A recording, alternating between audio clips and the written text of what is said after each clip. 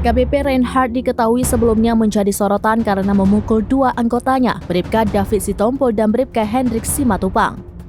Kepala Biro Penerapan Masyarakat Divisi Humas Polri, Brigjen Ahmad Ramadan menyebut mutasi AKBP Reinhard itu dilakukan dalam rangka evaluasi.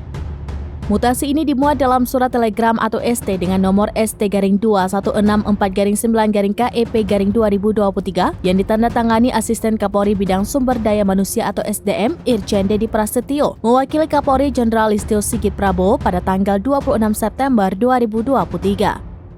Dalam surat telegram dituliskan pada poin 17 bahwa AKBP Reinhard Habonara Nainggolan yang tadinya Kapolres Dairi Polda Sumatera Utara dimutasikan sebagai perwira menengah Yanma Polri dalam rangka evaluasi jabatan.